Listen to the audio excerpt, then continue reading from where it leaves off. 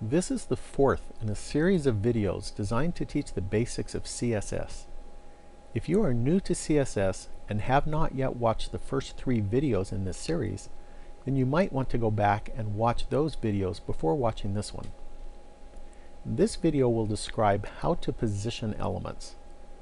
I'll start by going to littlewebhut.com and I'll click on the CSS tab.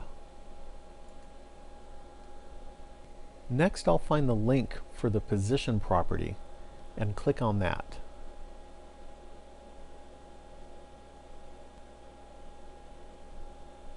This page describes 4 different methods for positioning elements. They are static, relative, absolute, and fixed. This 5th keyword, inherit, just means to use the same positioning method as the parent element uses. This keywords section down here has a good description of these different positioning methods. You might want to come back to this section after watching this video to reinforce what you've learned. Let's look at an example that uses all 4 of these methods. I'll click here on the test button. And now I'll press the view button to display this example. For this example, there are 4 div elements that we can see right here, and each of these div elements contain a P element and an H1 element. We are going to apply our positioning styles to these P elements. Each of the P elements has a different ID value so that each of the P elements can be positioned using a different positioning method. The first P element, with the ID attribute set to TST1, we'll use this style right here where the position is set to static. The second element has its ID attribute set to TST2, so this is the style that will be applied to that element, and here position is set to relative. And then the third will be positioned using absolute, and the 4th P element will be positioned using fixed positioning. So here is our first P element that uses static positioning, and here is the text down here in the example. The static positioning method allows the browser to automatically lay out the element according to normal flow. Normal flow lays out elements in the order that they appear in the HTML code.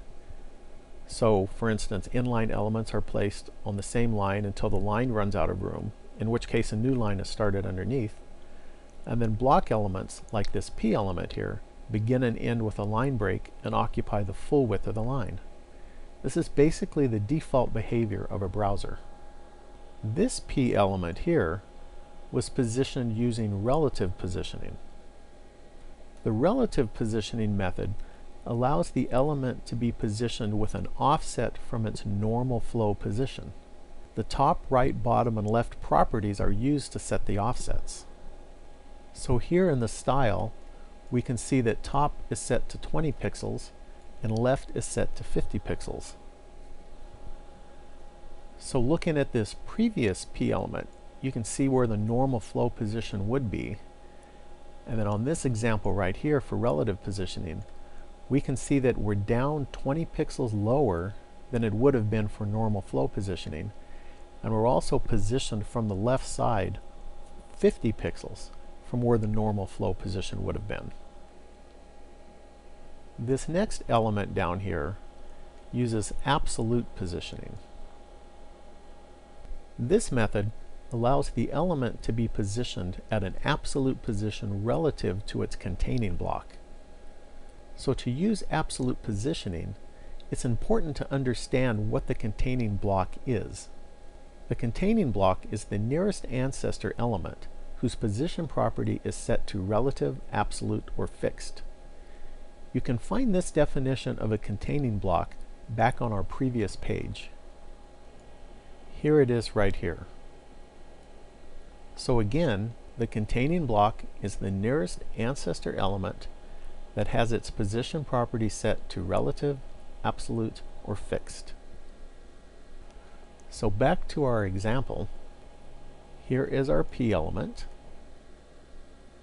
The closest ancestor element is the div element here, since it contains the p element. So we need to determine if this div element is set to relative, absolute, or fixed. So if we go up to the top here, we can see that we have a style that sets position to relative for all div elements. So since the div element uses relative positioning and the div element is the ancestor of the p element, the div element is considered the containing block of the p element. You'll notice also that for the div element, the background color here is set to a color of lime. And that lets us see what the limits are of the div element. So right here we can see that for this div element, this is the top of the box here, which is lime, and this is the bottom of the box. For this absolutely positioned p element here, we see that we have the top property set to 30 pixels and the left property set to 20 pixels. So we can see here that we have this text right here from the p element positioned 30 pixels below the top of the div element and 20 pixels from the left side. So what would happen if this div element here didn't have its position property set to relative? Well, let's go up and try that. So right here for position relative, I'm just going to delete that. And now when I press the view button, we can see that this absolutely positioned p element has disappeared from this section down here, and it's now located up here. And this is because this p element is no longer located with reference to that div element. So what is the p element using now for its reference? If there are no other ancestor elements that have a position value of relative, absolute, or fixed, then the reference will be the page origin. So now let's go down and look at our last p element here that we have positioned using fixed positioning. The fixed positioning method allows the element to be positioned at a fixed location relative to the browser window.